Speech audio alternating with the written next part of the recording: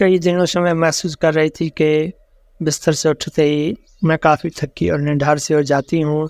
बिस्तर छोड़ने को दिल ही नहीं चाहता। कई दिनों से ऐसा हो रहा था, हालांकि दफ्तर जाने से पहले मैं नमाज फजर पढ़ने के लिए उठ पड़ती थी। रात को मैं जल्दी सो जाती थी, इसलिए फजर तक मेरी नींद पूरी हो जाती थी। यह हफ्ता की रात का वाक़या है। मुझ पर उसी थकावट और नींद का गलबा था। मैं सुस्ती और कायली से आंखें बंद कर के बिस्तर पर दराज थी कि अचानक मुझे लगा दो अनजान औरतें मेरे कमरे में सरगोशी के अंदाज में बोल रही हैं।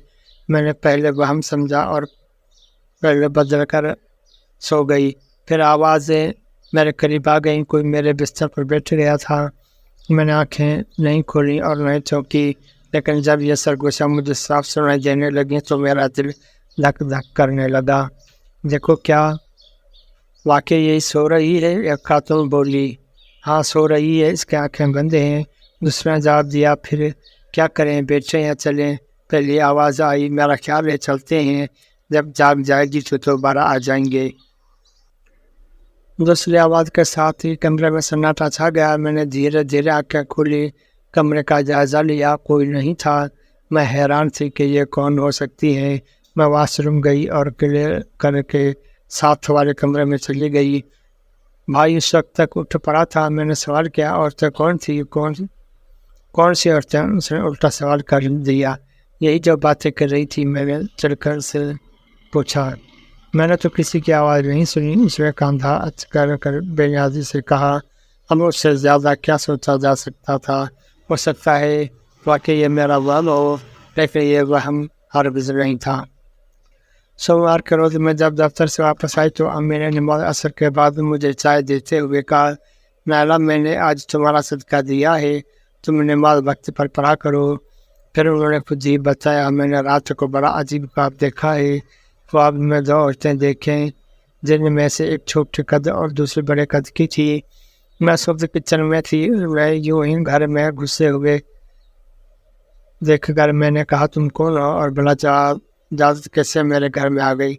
लंबी बोली, हम चल रही थी, अभी चली जाती है। इसके बोलने का अंदाज़ गैर मानूस और अजीब था। चलो निकलो यहाँ से, ये कोई पार्क नहीं, चली जाती है। लंबी ने छोटी से कहा, चलो हम लाला के कमरे में चलती हैं। अरे अरे, मैंने उन्हें रोकते रह गए। वो तुम्हारे कमरे में गई और जब मैं भी उनके पीछे तुम्हारे कमरे में पहुंची तो दोनों गायब थी। अलबत्ता तुम्हारे कमरे से अजीब सी बू आ रही थी, ऐसे जैसे चूहा मरा पड़ा हो। मैं तो चीख उठी और उस चीख के साथ ही मेरी आँख खुल गई। मैं समझ गई कि दोनों बदरू थी। वहाँ ये बदरूहें हो सकती हैं, मैंने चौंक कहा और अम्मी से 2 दिन पहले का वाक़या बयान कर दिया। हम दोनों परेशान हो गई कि ये शैतानी मखलूक हमारे घर क्या करने आ गई है। उस वक्त हम दोनों माँ बेटे ने आयत करीमा पढ़ा और दफ़ बढ़ा कर दुआएं पढ़ाई।